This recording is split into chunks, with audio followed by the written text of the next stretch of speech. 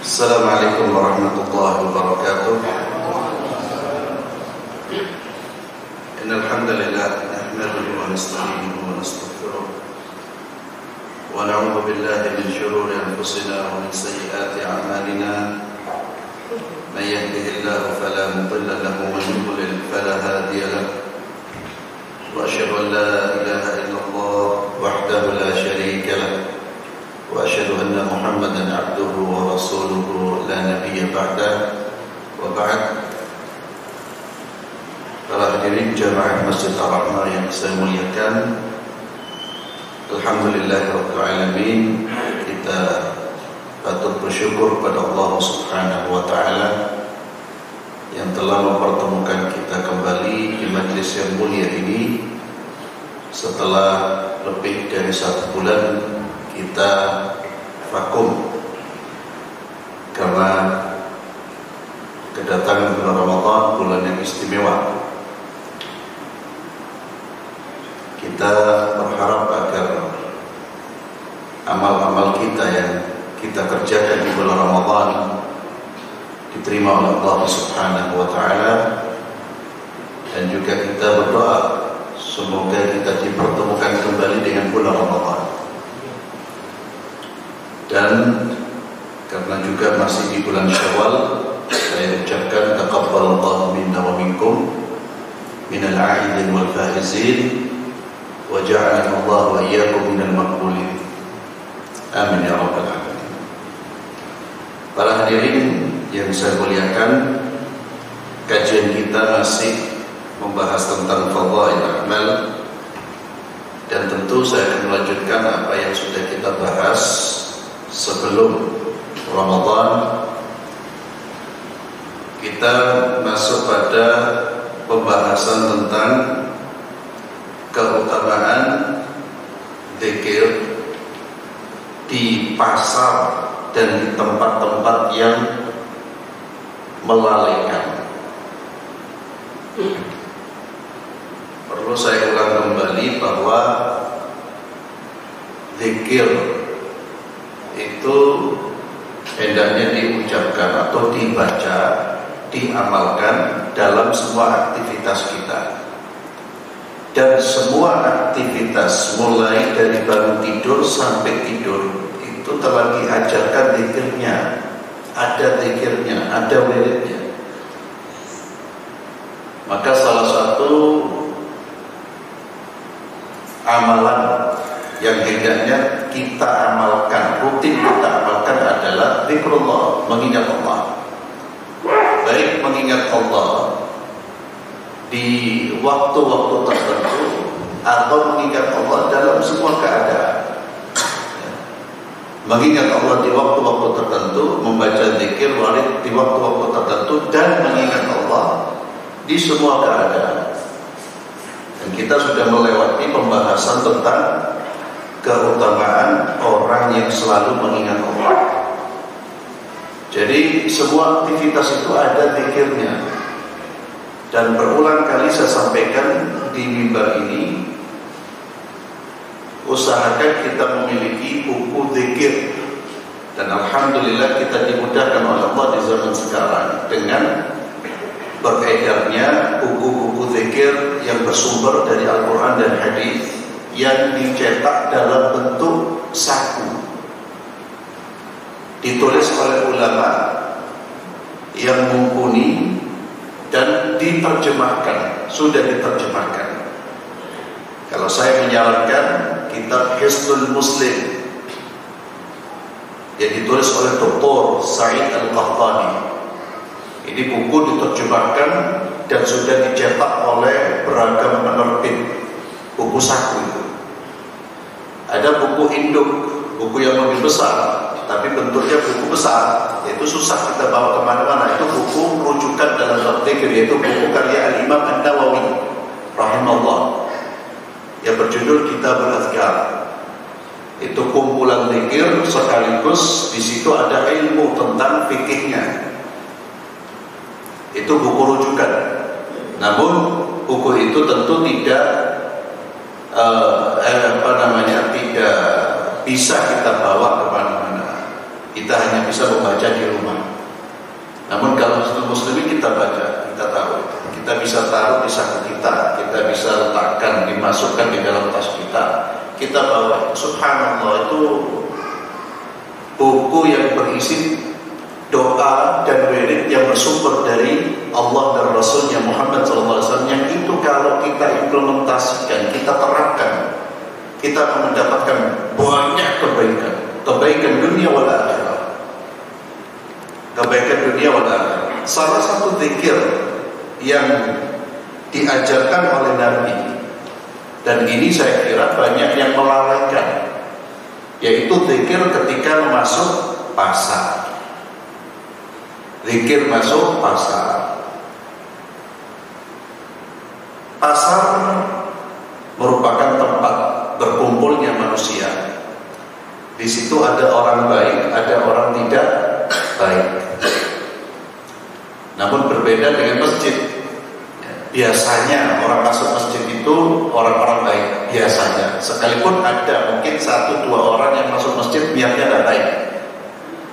Tapi berbeda dengan pasar. Kalau pasar itu bercampur beragam orang. Ada orang baik, ada orang saleh, ada orang yang tidak baik. Di dalamnya juga bercampur transaksi yang dihalalkan oleh Allah dengan transaksi yang diharamkan oleh Allah. Berbeda dengan masjid. Kalau masjid itu ya aktivitasnya adalah aktivitas yang diridhoi dan dicintai oleh Allah. Salat berjamaah, mengaji, ada pengajian. Maka Nabi bersabda, tempat yang paling disukai oleh Allah itu masjid. Tempat yang paling dibenci pasar. Kenapa dibenci? Ya tadi. Namun bukan berarti orang Islam tidak boleh ke pasar, bukan. Cuma disuruh berhati-hati. Karena ini tempat beragam manusia. Kalau tidak berhati-hati, kita bisa menjadi orang-orang yang tidak baik di pasar. Bisa menjadi penipu, pembohong, ya, pemalsu harga dan lain sebagainya. Salah satu kiat kita menjaga diri dari perbuatan yang diharamkan oleh Allah ketika masuk di pasar adalah wirid, baca doa, baca zikir. Dan zikir yang kita baca ini, yang diajarkan baginda Muhammad SAW ini, tidak hanya akan menjaga diri kita, tapi juga membuahkan pahala yang begitu besar. Kita baca keutamaan dan juga redaksi zikirnya. Nabi SAW bersabda, sebagaimana yang diriwayatkan oleh Umar Al-Khattab radhiyallahu tabaraka wa ta'ala. Umar berkata, Nabi SAW bersabda, man dakhala suqa, siapa yang masuk pasar. Maka di sini orang Islam diperbolehkan masuk pasar, berniaga di pasar, dan memang itu tempatnya. Jangan berdagang di masjid. Justru dilarang berdagang di masjid. Kalau mau berdagang ya di luar masjid, ada tempatnya, pasar. Dan jangan berdagang di trotoar, itu juga bukan tempatnya. Jangan di sembarang tempat. Cari memang tempat-tempat yang di situ kita memang diizinkan untuk berdagang dan tempat berdagang. Jadi jangan salah paham ya, kalau pasar disebut tempat yang paling dibenci oleh Allah itu bukan berarti kita tidak boleh masuk. Cuma itu sebagai peringatan. Kenapa Allah benci? Bukan tempatnya, tapi aktivitas yang dilakukan oleh manusia di dalamnya itu. Yang dan ini fakta. Banyak sekali kemungkaran, kebohongan, penipuan, bercampurlah. Jadi ini juga sebagai koreksi ya, ada orang-orang yang kemudian salah paham dengan hadis ini, lalu dengan mudahnya dia menolak. Itu hadisnya nggak mungkin itu. Ini hadisnya ngawur, padahal hadisnya sahih. Karena apa? Dia salah paham. dikiranya ini hadis melarang orang masuk pasar. Tapi hadis ini sebagai peringatan. Oleh karena itu kita kalau membuka pasar, apalagi pasar itu milik kita ya, hendaknya kita bisa meminimalisir hal-hal yang memang bisa menjadi pasar itu menjadi tempat yang dimurkai oleh Allah. Untuk pemilik pasar, ya, kalau di zaman Umar Khattab itu ketika menjabat sebagai khalifah, beliau membuat kebijakan tidak boleh ada orang yang berdagang di pasar kecuali setelah dia belajar fikih jual beli. Itu luar biasa ya. Kalau pemimpin kita seperti itu, masya Allah, itu pemimpin yang betul-betul menjaga ya, rakyatnya, tidak hanya menjaga dari kemiskinan, tapi menjaga dari makan uang haram. Itu lebih berbahaya daripada kemiskinan. Sayyidina Umar punya kebijakan seperti itu, gak boleh masuk ke pasar sebelum dia belajar tentang fikih jual beli. Kalau dia tidak belajar, akhirnya dia akan terjatuh pada transaksi yang diharapkan oleh Allah, dia sadari atau tidak dia sadari. Kembali kepada hadis ini, Umar bin Khattab radhiyallahu anhu beliau berkata bahwa Rasulullah sallallahu alaihi wasallam bersabda, "Man dakhala as-suq." Siapa yang memasuki pasar, kemudian dia berdoa, dia membaca La ilaha illallah. Ini lebih tepat disebut sebagai wirid atau zikir daripada doa. Nabi kemudian dia membaca La ilaha illallah wahdahu la syarika lah. Tiada Tuhan yang berhak disembah kecuali Allah. Wahdahu la syarika lah, yang tidak ada sekutu bagi Allah, satu-satunya Tuhan yang saya sembah. Lahul mulku, milik Allah segala kerajaan. Walahul hamdu, segala macam pujian hanya milik Allah subhanahu wa ta'ala. Yuhyi wa yumit, dialah Allah yang menghidupkan dan mematikan. Wa huwa hayyun la yamut, dan Allah itu maha hidup, tidak pernah mati. Biyadihil khair, di tangannya lah segala macam kebaikan. Sumber kebaikan ada pada Allah subhanahu wa ta'ala, termasuk harta yang halal. Harta yang halal itu bersumber dari siapa? Allah subhanahu wa ta'ala. Wa huwa ala kulli syai'in qadir, dan dialah Allah subhanahu wa ta'ala yang maha kuasa atas segala sesuatu. Wirid ini kalau dibaca, maka orang ini akan mendapatkan apa? Kata Nabi, kataballahu lahu alfi hasanah. Dia akan mendapatkan ribuan, bahkan jutaan pahala. Wa maha anhu alfin sayyi'ah, dia akan dihapus darinya jutaan keburukan. Wa rafa'a lahu alfi darajah, dan akan diangkat derajatnya jutaan kali lipat atau jutaan kali derajat. Alfin itu ya ribuan, jutaan ya lebih tepatnya. Dan hadis ini hadis hasan, bukan hadis lemah. Namun pahala ini didapat bagi orang yang membacanya niatnya karena Allah. Yang kedua, dia meresapi makna dari kalimat-kalimat yang dia baca dan dia amalkan.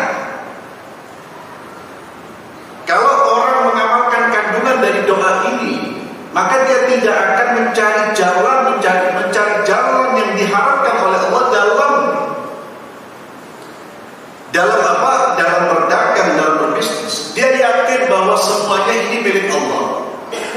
Harta itu, yang menurunkan harta dan mencegah harta itu sampai kepada tangan manusia adalah Allah. Yang mengatur segala urusan adalah Allah. Maka yang saya sembah, yang saya patuhi adalah Allah. Orang kalau yakin dengan keyakinan ini, ya dia masuk pasar, dia membawa apa? Membawa keimanan. Akhirnya dia akan berbisnis dengan cara yang halal. Dia yakin cara-cara haramnya itu tidak akan menambah rezekinya, justru hanya akan menambah dosanya. Dia yakin bahwa yang dia sembah itu adalah hanya Allah, bukan hawa nafsunya, bukan uang. Maka korelasi kalimat la ilaha illallah ketika masuki pasar itu agar kita menghilangkan segala macam bentuk Tuhan, termasuk harta dan uang. Kalau orang menuhankan harta, apa yang terjadi? Ya dia akan melakukan apapun di pasar itu. Dia akan menipu. Kenapa? Karena dia menuhankan uang. Karena yang menjadi orientasinya itu adalah uangnya. Cintanya, takutnya, semuanya ditumpahkan pada hartanya itu. Ini bertentangan dengan prinsip la ilaha illallah. Ya, karena sesembahan-sesembahan selain Allah itu tidak hanya berhala. Nafsu, hawa nafsu itu bisa menjadi berhala. Duit itu bisa menjadi berhala. Jadi kita lihat, ya, ada orang-orang yang nggak pernah nyembah patung, tapi nyembahnya jabatan. Akhirnya dia jadikan jabatannya seperti berhala. Rasa cintanya, takutnya, kekhawatiran dia tumpahkan di situ. Demi jabatannya dia akan menjadi orang-orang yang tidak amanah. Dia menjadi orang-orang yang kemudian melanggar aturan-aturan Allah. Maka demikian pun ketika kita masuk pasar. Jadi kalimat tauhid ini, la ilaha illallah ini juga untuk menghilangkan kecenderungan-kecenderungan di dalam diri kita, kecenderungan untuk menuhankan, mengagungkan, mengakbarkan sesuatu selain Allah Subhanahu wa taala. Maka itu korelasinya. Masuk pasar pun kita mengucapkan la ilaha illallah wahdahu la syarika lah. Kalau orang mengucapkan itu dengan keyakinan, maka dia akan mendapatkan fadilah yang sangat besar. Dan memang kalimat yang terbaik yang diucapkan oleh seorang hamba itu adalah kalimat tauhid. Afdhalul dzikri la ilaha illallah. Ya, tapi ingat ya, zikir itu akan membuahkan hasil, akan berbuah jika zikir itu diucapkan dengan tulus dan zikir itu diucapkan dengan apa? Dengan pemahaman, dengan tafakkur. Sehingga ketika dia berzikir, dia betul-betul merasakan dan berupaya untuk mengamalkan kandungan dari zikir-zikir yang dia ucapkan. Luar biasa ketika seorang meyakini lahul mulk, kerajaan ini hanya milik Allah. Rezeki saya itu ada di tangan Allah, karena semua itu yang memiliki harta itu ada di tangan Allah. Yang punya itu Allah, bukan manusia-manusia ini. Manusia-manusia ini hanya sebagai tempat untuk menerima karunia Allah dan menyalurkan karunia Allah. Mereka ini sebagai wadah, tempat yang menggerakkan, yang menurunkan, yang menahan bahkan Allah Subhanahu wa taala. Wallahu yaqbidu wa yabsut. Allah lah yang yaqbid, yang menggenggam, dan Allah pula yang memberi keluasan. Ini salah satu zikir. La ilaha illallah wahdahu la syarika lahu mulkul hamdu. Itu saya kira hafal ya. Yuhyi wa yumiit wa huwa hayyun la yamut biyadihil khair wa huwa ala kulli syai'in qadir. Hadis ini dicatat oleh Imam At-Tirmidzi bi isnad hasan. Dengan sanad hasan. Wa qala haditsun gharib wa Ibnu Majah wal Hakim wa qala sahihul isnad. Al-Imam Al-Hakim juga mengatakan sahihul isnad. Wa rawa Al-Hakim aidan min hadits Abdullah bin Umar wa qala sahihul isnad. Demikian pula diriwayatkan oleh Imam Al-Hakim dari hadis Abdullah bin Umar dan beliau berkata sahihul isnad. Kemudian ikhwan fillah sallallahu alaihi itu keutamaan berzikir di pasar. Juga ada keutamaan kita berzikir di tempat-tempat yang melalaikan atau di waktu-waktu atau di lingkungan yang sudah yang zikir itu menjadi hal yang terabaikan. Jadi zikir itu sudah menjadi hal yang asing bagi manusia. Namun kita masih komitmen dengan zikrullah, masih ibadah. Itu fadilahnya lebih besar. Di dalam hadis yang dicatat oleh Imam Al-Bazzar dan Tabrani bi isnadin la ba'sa bihi, kata Imam Ad-Dimyati penulis kitab ini, sanadnya la ba'sa bihi, tidak ada masalah, bisa dipakai. Dari Abdullah bin Mas'ud dari Nabi SAW, beliau bersabda, "Dzakirullah fil ghafilin bimanzilati sabir fil fanin." Orang yang mengingat Allah, dzakirullah, dzakir di sini orang yang selalu mengingat Allah. Karena redaksi hadisnya menggunakan isim fa'il yang menunjukkan pelaku, yang artinya bahwa zikir itu sudah menjadi karakternya. Dia terus berzikir kepada Allah fil ghafilin, di lingkungan orang-orang yang ghafil. Ghafil itu lalai. Lingkungan orang-orang yang sudah tidak mengingat Allah, yang mereka ingat adalah dunia, yang mereka ingat adalah dunia dan dunia. Namun dia tetap mengingat Allah Subhanahu wa ta'ala. Dia tidak lalai dengan kelalaian mereka. Orang seperti ini, kata Nabi, bimanzilati sabir fil fani. Orang seperti ini kedudukannya seperti orang yang sabar di medan perang di saat kawan-kawannya lari dari medan perang. Orang yang berada di medan perang itu fadilahnya besar mujahid.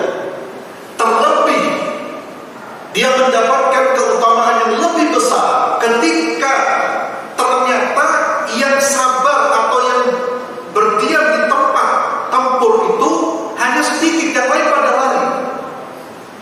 Itu fadilahnya lebih besar. Kesabarannya itu akan meningkatkan pahalanya. Demikian pula orang-orang yang tetap menjaga perintah-perintah Allah di saat manusia melalaikan perintah Allah. Orang-orang yang tetap untuk mengingat Allah di saat di lingkungan orang-orang yang sudah lalai kepada Allah Subhanahu wa ta'ala. Ini fadilah besar ya akhi. Antum di tempat dinas, di tempat pekerjaan, di kantor-kantor biasanya orang sudah pada lalai. Antum tunjukkan ya, ketaatan kepada Allah. Antum tetap komitmen. Itu fadilahnya besar. Karena memang orang ibadah di lingkungan yang tidak mendukung itu biasanya lebih berat. Tantangannya lebih berat. Tanya kepada antum mahasiswa ini, antum ibadah di lingkungan seperti ini, dengan masjid dan lingkungan, dengan antum ketika pulang lebih berat mana? Lebih berat ketika kita sudah pulang kampung. Ya. Itu godaannya berat. Alhamdulillah kalau keluarga kita itu ternyata yang orang ahli takab, kita masih terbantu. Kalau keluarga sudah lalai, orang-orang di kampung lalai, belum lagi kemudian ada godaan-godaannya, televisi dan lain sebagainya. Dan itu pun saya rasakan. Ketika kita di pesantren, subhanallah nikmat, ibadah itu mudah. Tapi ketika keluar dari pesantren, ya Allah, disitulah tantangannya. Sehingga ada kakak kelas kita yang dulu pernah memberikan nasihat, antum kalau di pesantren ini taat, jangan bangga tuh, tidak ada godaannya. Tapi kalau antum kuliah, antum keluar, berbaur dengan masyarakat dan antum masih beribadah seperti ini, masih menjaga ketaatan, itulah keimanan yang sesungguhnya. Karena memang godaannya sudah berat. Secara psikologis orang itu sudah tidak semudah dan tidak segampang, sesenang dia ketika berada di lingkungan yang ini. Makanya fadilahnya besar. Sama seperti hadis Nabi SAW yang beliau bersabda, al-ibadatu fil harj kal hijrat ilaihi, atau kama qala sallallahu alaihi wasallam. Kata Nabi, ibadah di waktu-waktu fitnah, berkecamuknya fitnah. Fitnah itu godaan, kesibukan apapun, al-haraj, yang membuat manusia ini terlalaikan dari mengingat Allah.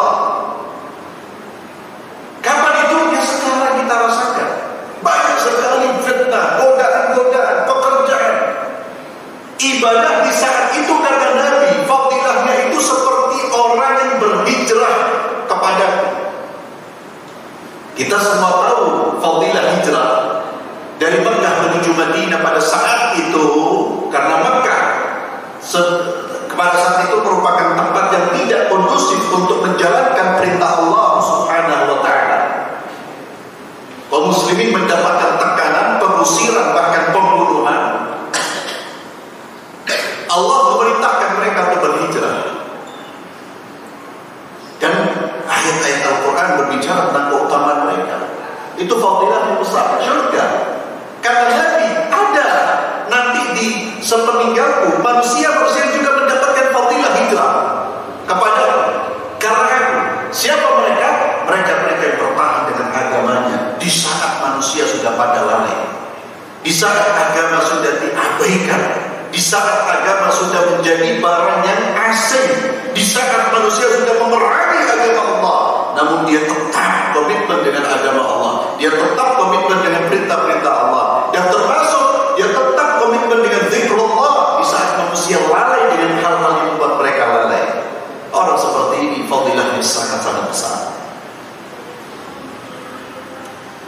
Kemudian ikhwan fillah azza Al-Imam Al-Baihaqi juga mencatat dengan sanadnya dari Abdullah bin Umar radhiyallahu anhuma, beliau berkata, bersabda Rasulullah sallallahu alaihi wasallam, "Dzakirullah fil ghafilin kal muqatil khalfal farin, wa dzakirullah fil ghafilin mithlu misbah fi baitin mudlim, wa dzakirullah fil ghafilin yuridullah maq'adahu minal jannah wa huwa hayyun, wa dzakirullah fil ghafilin yughfar lahu bi'adadi kulli fasih wa ajam." Orang yang senantiasa, dzakir sekali lagi artinya yang senantiasa istiqamah dalam wiridnya, baik wirid-wirid yang dianjurkan dalam waktu-waktu tertentu sebagaimana yang saya sampaikan, ya bangun tidur, ke toilet, keluar dari rumah, masuk masjid, keluar dari masjid, itu kan waktu-waktu tertentu. Zikir pagi dan sore, dia komitmen dengan zikir itu. Demikian pula di luar waktu-waktu itu, orang yang senantiasa mengingat Allah fil ghafilin, di lingkungan di mana orang-orang sudah lalai, di lingkungan di mana begitu banyak godaan-godaan yang memalingkan manusia dari zikrullah, di lingkungan di mana orang pada sibuk dengan gadgetnya, dengan gamenya, dengan televisinya, dengan acara-acaranya.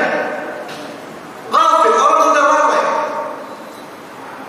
Orang-orang yang komitmen seperti ini kan muqatil khalfal farin, seperti hadis yang tadi. Orang seperti ini dia seperti pejuang yang sabar di medan tempur di saat orang-orang pada lari. Wa dzakirullah fil ghafilin mithlu misbah fi baitil mudlim.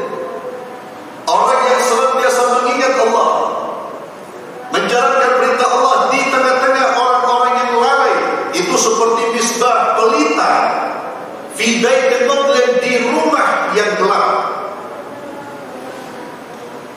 Dan orang-orang yang senantiasa mengingat Allah di lingkungan orang-orang yang tidak mengingat Allah, ya orang-orang yang lalai, Allah akan tunjukkan tempatnya di syurga sedangkan dia masih hidup. Dan kehidupan orang yang senantiasa zikir itu, mereka akan merasakan kehidupan yang luar biasa.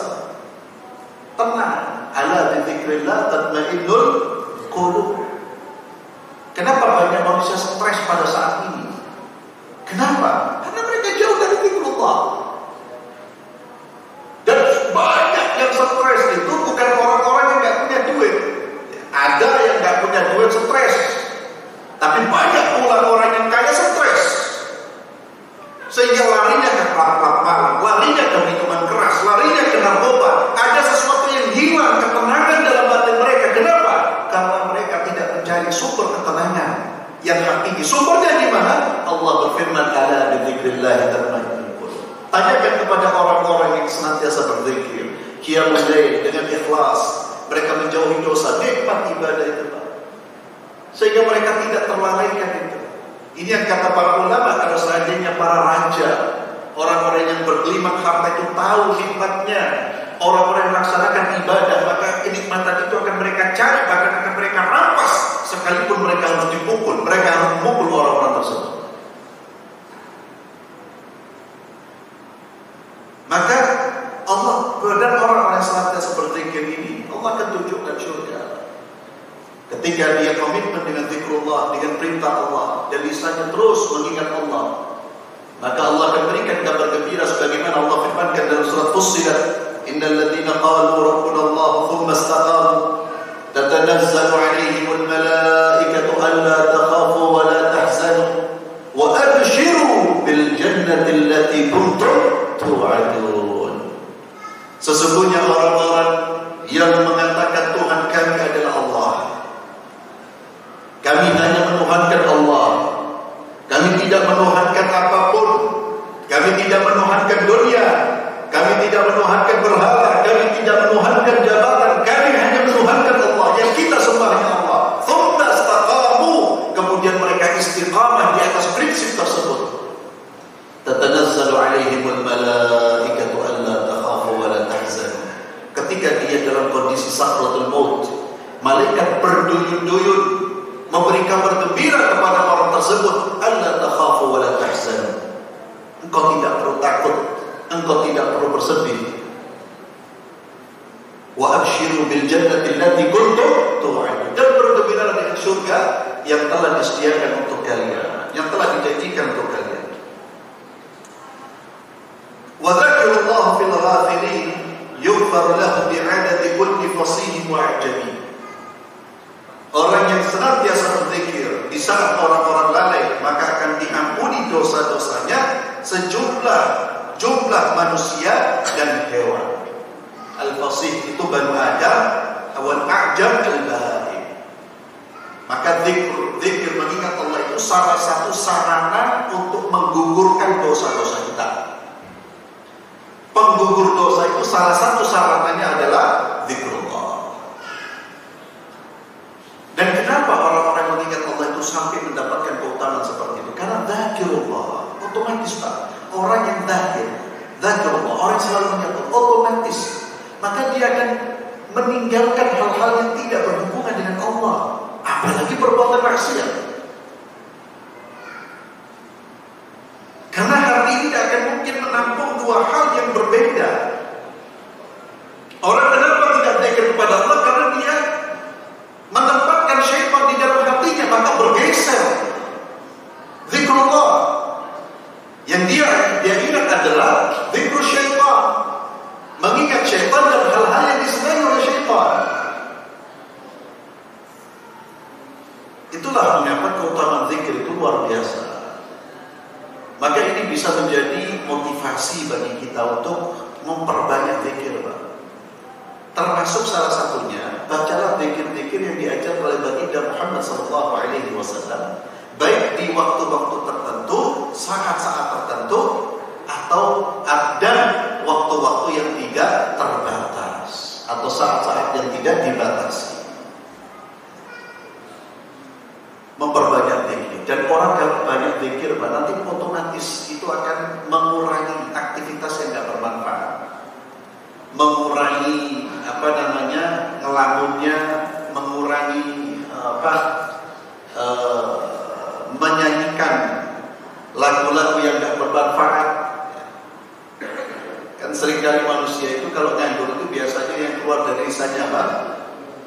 Lagu, dangdutan, ya, yang doyan India, yang doyan duduk nyanyi, di mobil nyanyi. Akhirnya apa? Lalai. Itu kalau umpamanya hanya sekedar mengisi waktu luangnya, waktunya sebentar, itu mungkin tidak terlalu berat dampaknya. Tapi orang yang biasanya seperti itu tidak hanya mengisi waktu luang yang sebentar, tapi dijadikan sebagai kebiasaan untuk mengisi waktu-waktu kosongnya yang banyak. Akhirnya apa? Keutamaan zikir yang luar biasa ini terabaikan. Coba untuk bayangkan ya, kita masing-masing menilai diri kita, ya, mengoreksi diri kita. Coba untuk bayangkan berapa miliar pahala yang sudah kita lewatkan itu. Bukankah kita membaca satu ayat, bukan satu ayat, satu huruf di dalam Al-Quran itu pahalanya 10, satu huruf. Alif itu terhitung 10. Antum baca Al-Fatihah, surat Al-Fatihah, surat yang kita hafal. Antum baca itu pahalanya berapa? Kalau satu huruf 10, sudah sampai 1000, Pak. Baca Al-Fatihah itu sudah sampai 1000 pahala. Namun, apakah waktu-waktu yang ada yang kita miliki itu kita gunakan untuk membaca Al-Quran, atau lebih banyak kita gunakan untuk hal yang lain? Ketika kita menggunakan untuk hal yang lain, berapa miliaran pahala yang Allah sediakan yang kita abaikan itu? Kita ini sebetulnya sudah fatal. Akhirnya waktu-waktu diisi dengan hal-hal yang tidak bermanfaat. Itulah mengapa para ulama-ulama kita dulu itu mengingatkan, Pak, tentang apa? Tentang musik, lagu-lagu yang diingatkan gara-gara salah satunya ini, Pak. Salah satunya itu bisa memalingkan orang dari apa? Dari mengingat Allah. Dan itu tidak butuh bukti, bisa kita rasakan sendiri, bisa kita rasakan itu. Orang kalau sudah senang sama hal-hal nyanyian dan masa, antum bisa lihat dan kita bisa merasakan.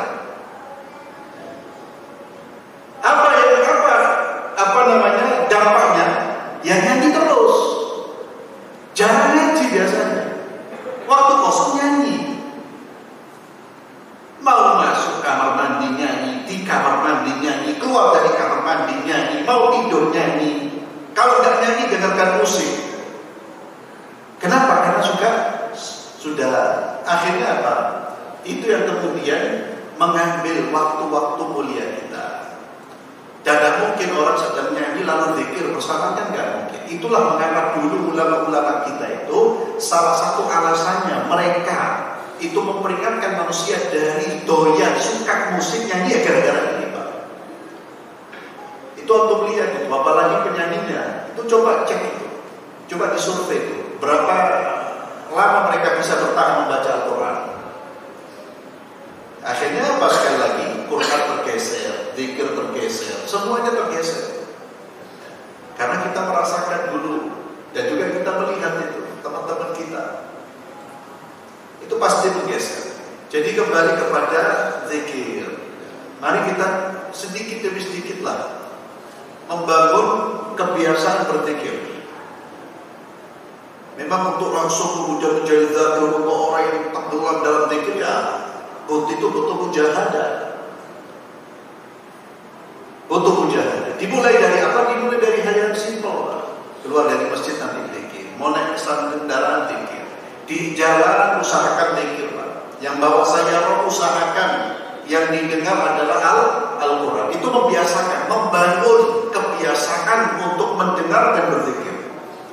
Dimulai sedikit demi sedikit, sehingga kita menjadi apa yang disebut oleh Nabi dzakirullah, orang yang komitmen, yang senantiasa mengingat Allah Subhanahu wa taala.